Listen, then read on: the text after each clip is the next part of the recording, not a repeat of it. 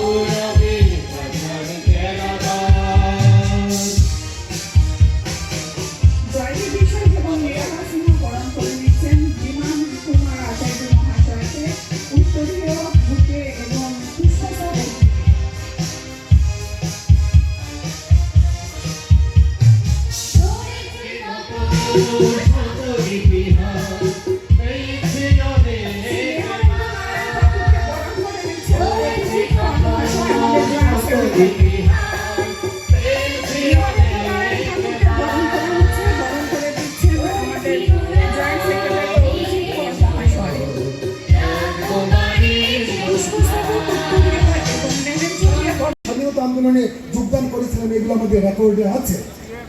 কাজে আমাদের বার অনেক ট্র্যাডিশনাল, এবং আমাদের এই বার থেকে প্রয়াত মনিলোক চৌধুরী ক্যাবিনেট, তিনি মিনিস্টার ছিলেন, তিনি আমাদের এই বারের তিনি মেম্বার ছিলেন।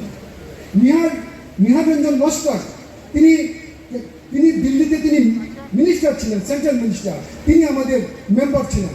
আমাদের আলতাফ হোসেন মজুমদার, তিনি আমাদের মেম্বার ছিলেন। আমাদের এই বার অনেক আপনার কী বলবো, ডিগনিটারিজকে, বিশিষ্ট জনকে আমাদের এই বার থেকে আমরা পেয়েছি আমরা।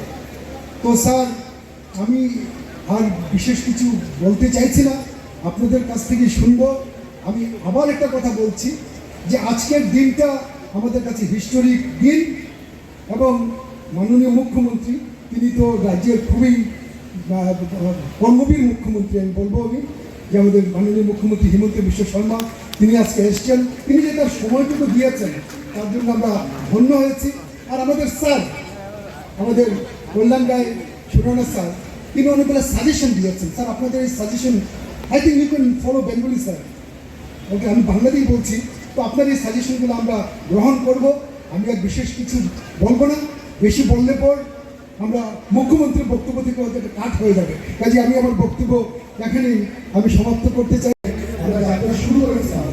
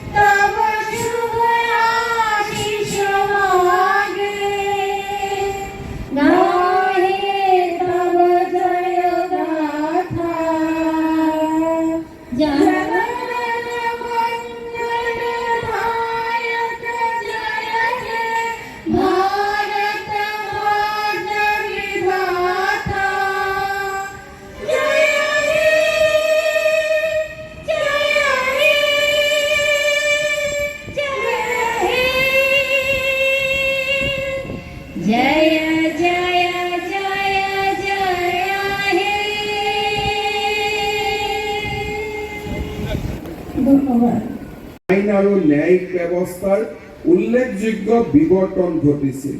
মৌৰ্য শাসন ব্যৱস্থাত ন্যায়িক ব্যৱস্থাৰ কেন্দ্ৰ আছিল ৰজা। মৌৰ্য সাম্ৰাজ্যত ৰাষ্ট্ৰক আইন প্ৰণয়ন আৰু বলবৎ কৰাৰ এক শক্তি হিচাপে সৰ্বাধিক গুৰুত্ব দিয়া হৈছে। দক্ষিণ ভাৰতত চোল ৰাজবংশৰ শাসনকালত গাঁও সভাসমূহে নাগৰিকৰ বিবাদ নিষ্পত্তিৰ ক্ষেত্ৰত গুৰুত্বপূৰ্ণ ভূমিকা গ্ৰহণ কৰিছিল। এই কথা সত্য যে অনাদি কালৰ পৰাই আমাৰ দেশত ন্যায় প্ৰদানৰ এক সুসংহত বিকশিত নীতি আৰু ব্যৱস্থা আছিল। সেই একেই নীতিয়ে আজিও আমাৰ ন্যায়িক ব্যৱস্থাটোক নিয়ন্ত্ৰণ কৰি আহিছে। আমাৰ ন্যায়িক ব্যৱস্থাটোৰ অন্যতম গুৰুত্বপূৰ্ণ স্তম্ভ হ'ল আমাৰ অধিবক্তাসকল। এক কথাত ক'বলৈ গ'লে অধিবক্তাসকলে এডাল সাঁকোৰ দৰে যি ন্যায় ব্যৱস্থা আৰু ন্যায় প্ৰত্যাশী জনগণৰ মাজত যোগসূত্ৰ স্থাপন কৰে।